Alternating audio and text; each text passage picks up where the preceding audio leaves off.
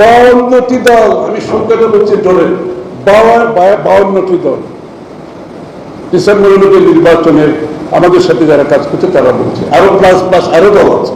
একটি নির্বাচন ডিসেম্বরের মধ্যে অবশ্যই হতে হবে।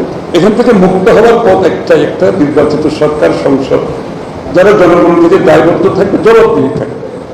এখন সরকার এখানে, জনগণ এখানে, মাঝখানে কোনো ব্রিজ নাই। এই জন্য যার দায়িত্ব শেষ করতেছে, করবে, আরো বাড়বে, আরো ক্ষতি হবে। ডিসেম্বর কেন নির্বাচন হবে? অক্টোবরের মৌসুমে নাকি, সেপ্টেম্বরের মৌসুমে নাকি? এই যে জিয়া রহমান সাহেবের ফুটপ্রিন্ট, যে স্বপ্ন, যেটা দেশনেত্রী বেগম খালেদা জিয়া এটাকে নিয়ে চলেছি আমরা, তারেক রহমান সাহেবের স্বপ্ন 31 দফা নতুন বাংলাদেশ আমরা আগের দিন গড়ার চেষ্টা করতেছি। এই ফুটপ্রিন্ট যদি আমরা সামনের দিকে এগিয়ে নিয়ে যেতে চাই, তাহলে দেশে একটি গণতান্ত্রিক অর্ডার ফিরে আসতে হবে। আমি যতগুলো কথা বললাম, গণতান্ত্রিক অর্ডার না থাকলে এই কথাগুলোর কোনো কিছুর কোনো মূল্য নেই। একটি অনির্বাচিত সরকার থাকলে এই কথাগুলোর কিন্তু কোনো মূল্য নেই। আমি কিন্তু নির্বাচিত সরকার, নির্বাচিত বিরোধী দল, নির্বাচিত সংসদ, তাদের কথা বলছি। আমি গণতন্ত্রের কথা বলছি। অনির্বাচিত সরকার কি করবে না করবে আমার মাথা ব্যথা নেই, কিন্তু আমার মাথা ব্যথা আছে। আমি একটা নির্বাচিত সরকার দেখতে চাই। আমি একটা নির্বাচনের মাধ্যমে বাংলাদেশের গণতন্ত্রের পুনঃপ্রবর্তন চাই। এটাকে বাধাগ্রস্ত করা চলবে না। যদি কেউ বলে শুধুমাত্র একটি দল ডিসেম্বরের মধ্যে নির্বাচন চায়, এটা কি সত্য কথা? এটা কি সত্য কথা? ইতিমধ্যে আমাদের সাথে যারা আমরা ঐক্যবদ্ধভাবে শেখ হাসিনার সাথে আন্দোলন করেছি, 52টি দল, আমি সংখ্যাটা বলছি জোরে, 52টি দল ডিসেম্বরের মধ্যে নির্বাচনের আমাদের সাথে যারা কাজ করছে তারা বলছে, আরো প্লাস আরো দল আছে। তাহলে এই ধরনের একটা মন্তব্য কি আমাদের জন্য, এটাকে জাতির কি প্রাপ্য? এই ধরনের একটা কথাবার্তা, এটা কি অর্থ বহন করে?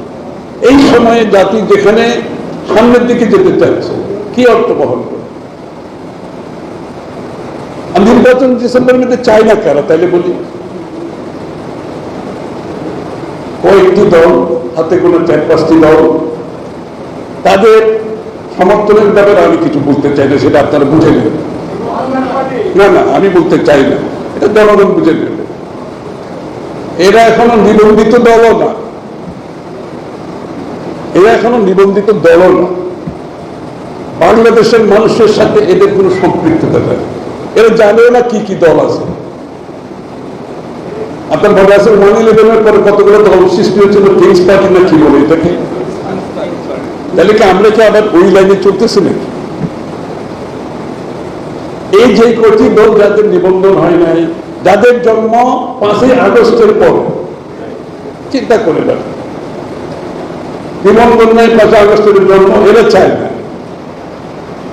কথাগুলো বলতে চাই না এই জন্য আমরা জাতিকে বিভক্ত করতে চাচ্ছি না।